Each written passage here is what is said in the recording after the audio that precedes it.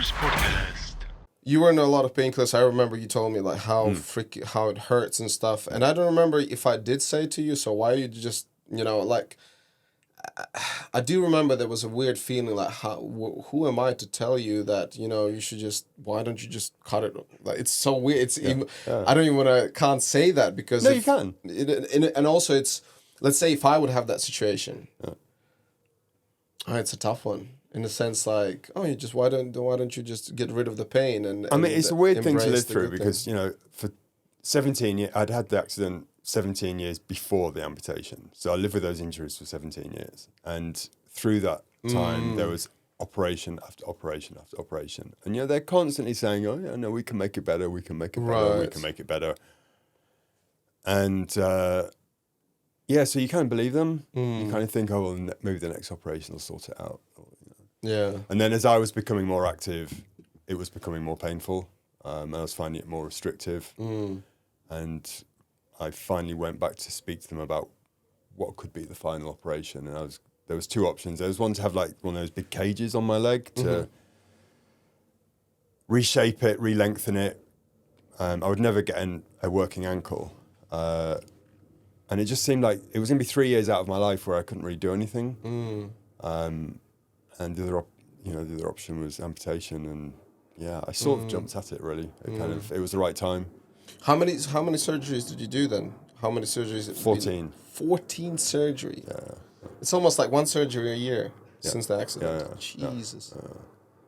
Wow. Yeah, it was pretty full on. Yeah. And then I decided to have the amputation and went ahead with that, and I literally woke up the next morning with a big smile on my face, and I haven't looked back since. I mean, there's days where it gets sore.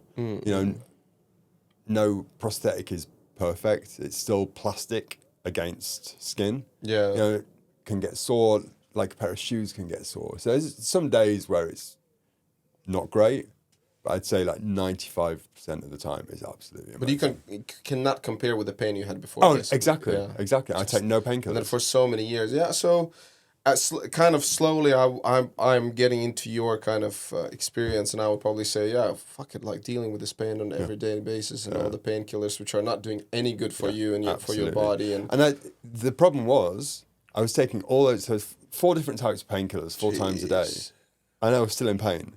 Do not think I was not pain free. This was just allowing me to function, to work, to train, but I was not pain-free. And what kind of painkillers were those? Are you okay to talk about it? Yeah, absolutely. Yeah. So I was on paracetamol and codeine, tramadol, gabapentin, and diclofenac. And any of them addictive? Oh yeah, absolutely. How was it for you to get over it? This is really interesting. I remember my GP calling me a couple of days after my amputation to say, "What's going on with your painkiller situation? Have they given you something to help you?" And I was absolutely fine. I mean, I stopped taking those painkillers on the day of the amputation. I had one thing that they give you after amputation to help to prevent nerve sensations. I stopped that about 3 weeks after the amputation, and that was it. I never had a single withdrawal symptom. Which is really great. Yeah, it was amazing. Because people get addicted even after a year or 2 years or even less period of time. Months. Exactly. I think because I was in pain and I needed them and I was taking them as prescribed, it's the thing that sort of helped, but it was fine for me. Do you have any idea what kind of damage actually that was doing to your body? I mean, I don't even want to think about it. Fucking how many years? years? Want to think about it. I know. Wow. It's so interesting that nowadays people start paying attention to that and noticing how big of a damage those things do to you. Back in the days, well, the doctor said, then I would take them. Also obviously you don't want to feel the pain. No. Well, I mean, like weird things happen. So through that period of taking the drugs, information about those drugs changes. Now I remember a few years in, suddenly there's a notice on the packaging saying that you shouldn't drive while you're on this medication. I've been driving for years beforehand on it, and it's like, so those little things. Yeah. But yeah, it's great not to be taking any painkillers now. Oh. And like I say, if they actually killed all of the pain, Yeah. they're great, but they don't. They really don't. That is pretty crazy. I didn't even thought about it. Again, like when you would say like, oh, taking all these painkillers, it was not even one time of, oh yeah, it could be quite bad for you. Oh, you can get addicted of it. It's like, and now people get more and more aware of that. Yeah. You know. Wow. And then that's it. And I'm just thinking now, not obviously, but I have this ideas about like the phantom concept, the phantom leg that you felt. But in your case, it's more about, okay, this leg has been hurting for so long. You're like, okay, finally get rid of this hurtful and painful leg, which is like, you don't really think about or do you have that sensation of the phantom leg? I'm really lucky. I don't. I did initially. It wasn't pain, but it was lots of very weird sensations. And you kind of learn little tricks to help your body deal with it. In fact, what I used to do, I'd sit on the edge of my sofa. This was before I had a prosthetic. Put on a pair of long trousers and put a pair of shoes. So I had a shoe underneath where my foot was missing. Oh, wow. And then you can visualize moving the foot and it would get rid of all the weird sensations. Oh, wow. Yeah. And there's a thing called mirror therapy where you put a mirror alongside your long leg. So it looks like you've got two legs. And it tricks your brain into thinking the leg is still there. Very interesting. And that makes it easier to deal with getting rid of the pain. Yeah. But mine only lasted, for 2 or 3 months I got weird sensations. As soon as I got my first prosthetic, they started to disappear. That really helped. That's interesting. But also mine was a planned amputation. So it's different, I think, when you have a traumatic amputation. So if I'd had it done on the night of the accident, then maybe I would have had phantom pain. No. It would be also so different because you wouldn't have that years of experience of having that constant fucking pain. It's so true. You know.